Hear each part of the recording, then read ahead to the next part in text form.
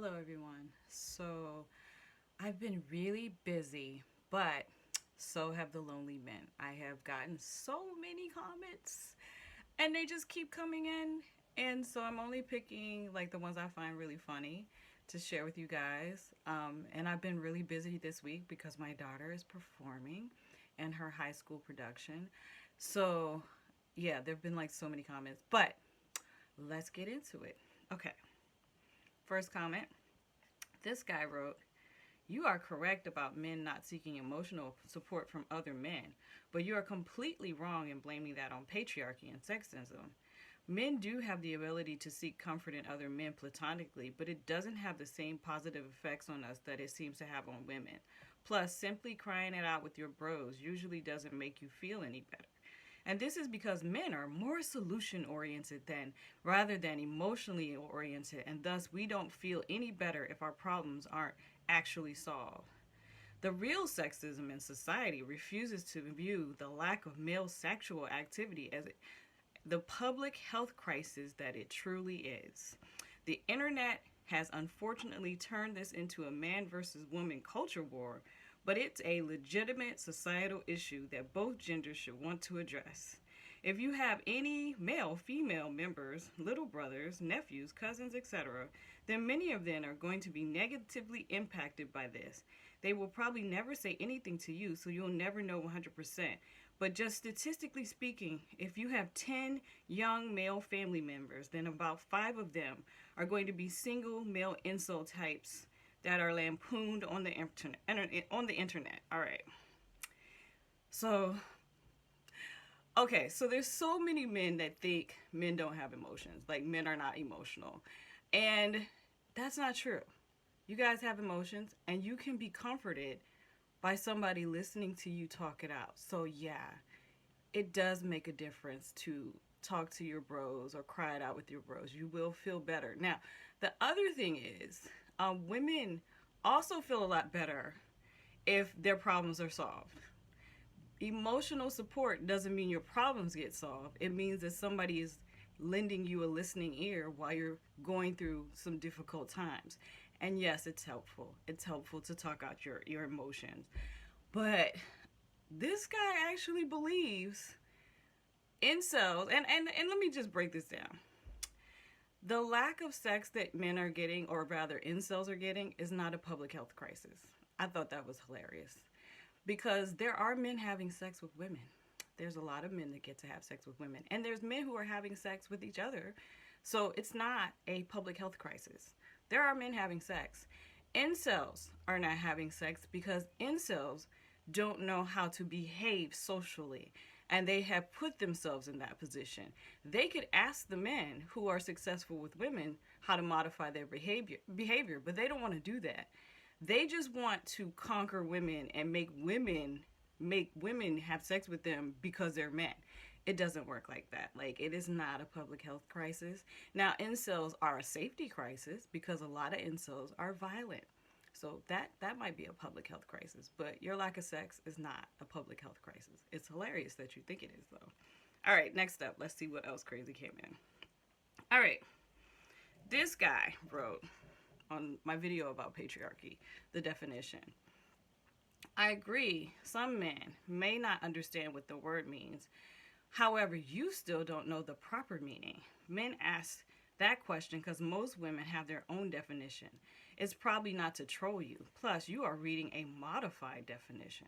Below is the 1828 Webster definition. It means a man that rules his household. It's the same as a matriarch. It depends on who is ruling and who makes the rules. God bless. Okay, I'm not going to read the 1828 definition of patriarchy, but it's on my website if you want to check it out. I did post all these screenshots, and the link is in the description. But it's 2024. Like, I know you smart men out there think that you know something, but just like technology evolves, so does society, and so do words, and how we define them. They evolve too. So an 1828 definition doesn't necessarily apply now. Okay? Welcome to 2024. As my grandmother would say, Y'all don't have the sense that God gave you.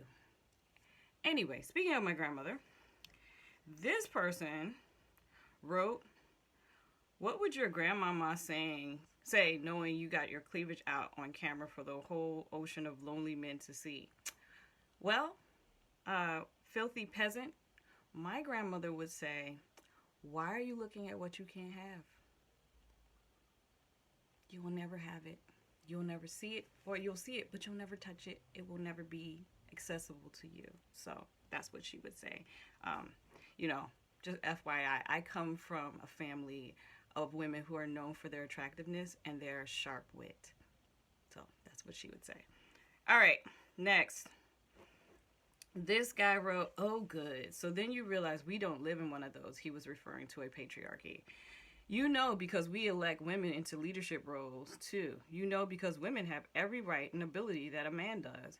Unless you can provide examples of this patriarchy that you seem to believe exists, this isn't the 1800s, sweetheart. You have every right that a man does. You even have the right that a white person does. Every right that a white person does. The only thing holding you back is you." And okay, it amazes me how men and racist white people don't understand how systemic oppression works. It amazes me that they can't understand that just because a woman or black person overcomes all the obstacles that are placed in our way because of systemic racism and sexism doesn't mean that it doesn't exist. And what's really crazy to me is right now, women's rights to our bodies are literally being taken away from us by the Supreme Court. In this moment, he said this, in this moment. It's happening now. Women don't have body autonomy. That's a right that you have as a man right now. There's an example. Okay? Got it. Cool. All right, let's move on. All right, this guy wrote, "So if every man who comments on the male bashing trash that you put out is just a lonely incel, what does that make you? You've obviously cracked the code and have all men figured out. Please enlighten us with your brilliant insight." Okay, first of all, talking about male behavior is not male bashing. And all I'm doing is reading men's comments.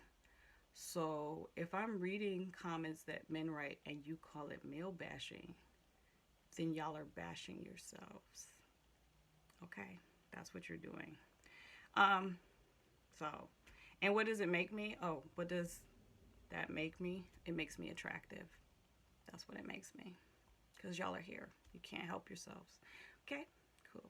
All right, next. This one, it was gibberish, but I'm going to read it to you. And then I'm going to show you who wrote it. Okay, so this guy wrote, "I knew where my feces go now on YouTube. Hi, I just released you." And here's his photo.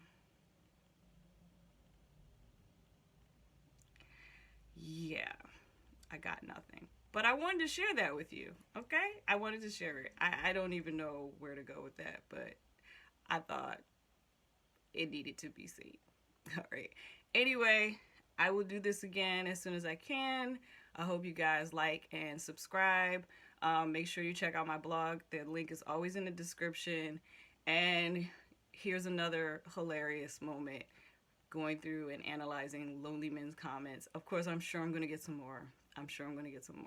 But again, if you have some that you want me to, talk about, send them to me. Links on the website.